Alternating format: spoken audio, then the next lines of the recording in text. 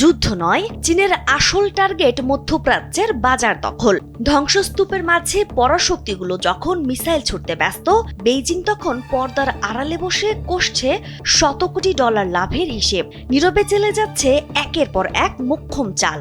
ইউরোপের অত্যন্ত প্রভাবশালী এবং স্বাধীন আন্তর্জাতিক গবেষণা প্রতিষ্ঠান European council on foreign relations এর একটি প্রতিবেদনে উঠে এসেছে চীনের এই নীরব উত্থান ও বাণিজ্যিক সাম্রাজ্য বিস্তারের গোপন ছক।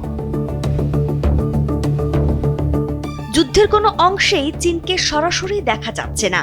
এর প্রধান কারণ বেইজিং এর জিরো এনিমি বা শত্রুহীনতার কৌশল। জীবন অবাক না করলে কে করবে? 28% মিল্ক ফ্যাটের অবাক করার সাথে ফ্রেশ মিল্ক পাউডার। জীবন অবাক করুক প্রতিদিন। চীন খুব ভালো করেই জানে সরাসরি যুদ্ধে জড়ালে আন্তর্জাতিক নিষেধাজ্ঞা আর অর্থনৈতিক ক্ষতির সম্মুখীন হতে হবে। তাই তারা অস্ত্র বাণিজ্য না করে হাত বাড়াচ্ছে পণ্য বাণিজ্যের দিকে।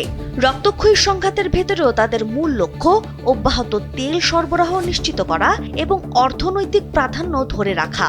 মধ্যপ্রাচ্যে চীন কারো একক শত্রু হতে চায় না, বরং ইরান, সৌদি আরব কিংবা ইসরায়েল সবার সঙ্গেই বাণিজ্যিক ভারসাম্য রেখে নেপথ্যে থেকে নীরবে নিজের লাভ বুঝে নিচ্ছে।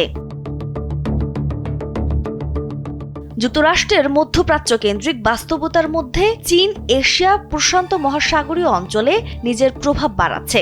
একই সঙ্গে মধ্যপ্রাচ্যের দেশগুলোর সঙ্গে বাণিজ্য ও জ্বালানির সম্পর্ক ধরে রাখছে। পাশাপাশি নিজেকে যুক্তরাষ্ট্রের তুলনায় তুলনামূলক স্থিতিশীল ও কূটনীতি নির্ভর শক্তি হিসেবে তুলে ধরার সুযোগ পাচ্ছে।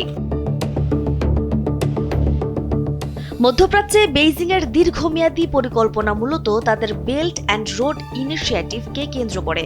এই মহাপরিকল্পনার আড়ালে চীন প্রস্তুত করেছে এক নতুন ভূরাজনৈতিক কৌশল। বিশ্লেষণ করলে দেখা যায়, পশ্চিমা দেশগুলো যখন যুদ্ধে $1 ট্রিলিয়ন নষ্ট করছে, চীন তখন মধ্যপ্রাচ্যে তাদের প্রভাব নীরবে শক্ত করছে। কূটনৈতিক বিশ্লেষকদের মতে এটা শুধুমাত্র শান্তি প্রতিষ্ঠাই নয়, বরং মার্কিন যুক্তরাষ্ট্রের আধিপত্য রুখে দেওয়ার এক সুচতুর গোপন চাল। চীনের এই সেফ নীতি নিয়ে বিশ্ব রাজনীতি এখন দুভাগে বিভক্ত।